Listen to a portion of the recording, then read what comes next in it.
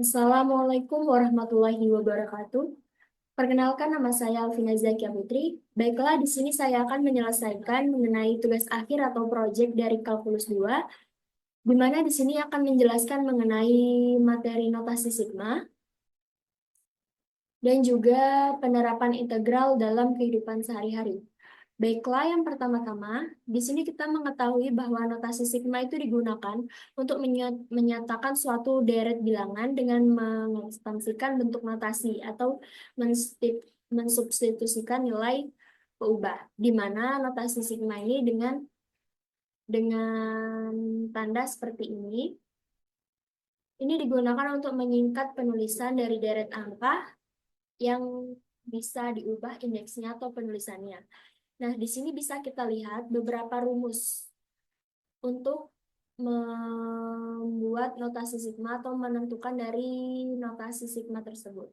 Lalu, di sini kita bisa lihat contohnya, bila suatu baris berhingga U1 ditambah U2 dan U3 sama dengan UN. Dan dilambangkan dengan sigma K sama dengan 1 hingga ke N, lalu dengan suku ke K. Nah, pada bagian ini untuk menyatakan di sini sigma ini untuk menyatakan jumlah, lalu Yuka ini menyatakan suku ke berapa nantinya. Terus untuk K ini sama dengan 1, itu artinya K ini peubah dari penjumlahan. Dan ini dimulai dari 1. Lalu untuk N ini merupakan batas atas. Jadi yang K ini tadi peubah, 1 ini batas bawahnya, lalu N hingga N ini batas atas. Jadi untuk menentukan notasi sigma atau kita menghitung sigma tersebut dimulai dari angka 1 hingga ke N. Nah, di sini kita bisa lihat contoh sederhana dari notasi sigma, yaitu di mana di sini batas bawahnya 1, lalu hingga ke batas atasnya 3, di mana di sini nilai peubahnya itu K pangkat 2 dikurang K sama dengan berapa hasilnya. Dan di sini kita menentukan dengan menggunakan rumus kedua, rumus sigma kedua. Nah, di sini kita bisa lihat, kita tulis dulu untuk notasi sigmanya, di mana di sini K sama dengan 1 hingga ketiga, K pangkat 2 dikurang sigma dari K sama dengan 1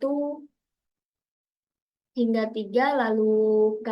Dan di sini bisa kita lihat ketika kita melihat dari batas bawah hingga batas atasnya ini, dari 1 hingga 3, berarti kita mulai dari 1, berarti ini 1 pangkat 2, karena kan ini kita memulainya K pangkat 2 terlebih dahulu, berarti 1 pangkat 2 ditambah 2 pangkat 2 ditambah 3 pangkat 2. Jadi kita stop dari 1 hingga ke 3 saja. Lalu dikurang, begitu juga untuk K sebaliknya. Di sini kan K-nya menggunakan persegi kuadrat. Lalu di sini kan K-nya tidak, jadi kita tinggal menambahkan saja 1 tambah 2 tambah 3. Nah, dari ini kita jumlahkan dulu. 1 pangkat 2 ini berapa? 1 pangkat 2 1, 2 pangkat 2 4, lalu 3 pangkat 2 9. Dan kita kurangkan dengan sigma dengan ubah K.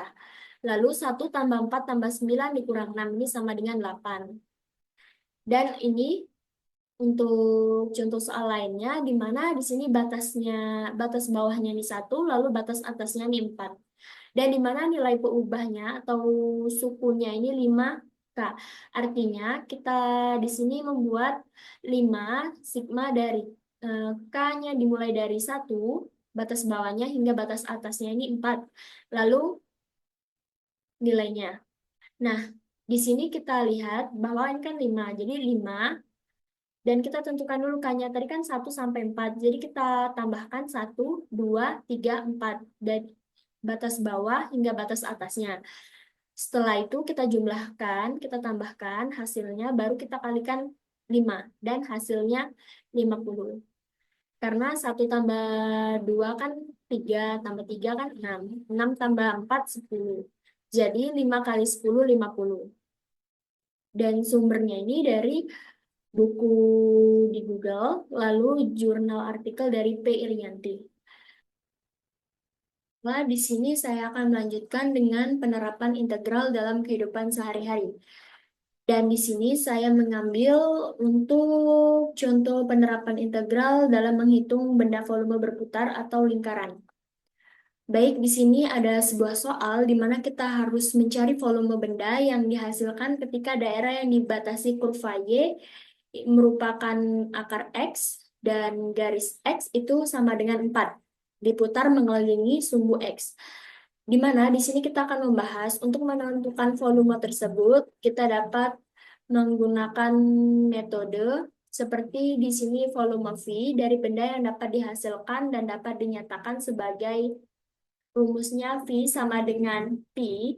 Kita menggunakan P karena kita di sini menggunakan mencari luas volume benda dengan berputar atau seperti lingkaran. Lalu integral A batas bawah hingga batas atas. Nah, di sini kan X-nya ini 4 dan X1-nya tidak diketahui berarti sama dengan 0. Berarti batas bawah X-nya ini 0 dan ini 4. Lalu f x kuadrat dx. Nah, di sini diketahui di mana fx ini merupakan akar x, a ini sama dengan 0, dan b ini sama dengan 4. Lalu langkah pertama kita menentukan bentuk integral volumenya. Selanjutnya, di sini kan untuk menentukan integral tadi V sama dengan Pi, integral dari batas bawahnya 0 hingga 4, lalu fx-nya ini akar x kuadrat dan dx. Lalu kita menyederhanakan dalam bentuk integral di mana V sama dengan Pi, integral dari 0 hingga 4, lalu x dx. Nah, untuk langkah ketiga nih menentukan x, di mana kita akan menghilangkan akarnya ini. Jadi akarnya ini itu sama saja setengah. Jadi integral x dx sama dengan x kuadrat per 2 ditambah konstanta. Jadi dx-nya ini kita ganti dengan konstanta. Lalu kita masukkan integralnya, pengaplikasian integralnya ke dalam rumus berikutnya, di mana V sama dengan P X kuadrat per 2, di mana batas untuk integralnya ini 0 sampai 4. Lalu, untuk langkah kelimanya kita menghitung. Jadi, X pangkat 2 per 2, integralnya dibatasi oleh 0 hingga 4, di mana Pi-nya ini sama dengan, nah kita masukkan. Tadi X kuadrat. Nah, ini kan kita ngambil dari ini kan di bawahnya 0 hingga ke 4. Jadi kita mengambil dari atas dulu, di mana 4 kuadrat per 2, ini kan 2, terus dikurang batas bawahnya tadi kan 0, jadi 0 kuadrat per 2. Jadi Pi sama dengan 16 per 2. Jadi 4 kali 4, 16 per 2. Di sini kan 0 pangkat 2, itu artinya 0 per 2 itu sama saja seperti 2. Jadi 16 per 2 ini sama dengan Pi 8. Jadi dibalik 8 Pi. Jadi volume luas lingkaran atau volume yang benda yang berputar yang kita hitung itu senilai 8 Pi. Sekian dari video saya. Wassalamualaikum warahmatullahi wabarakatuh.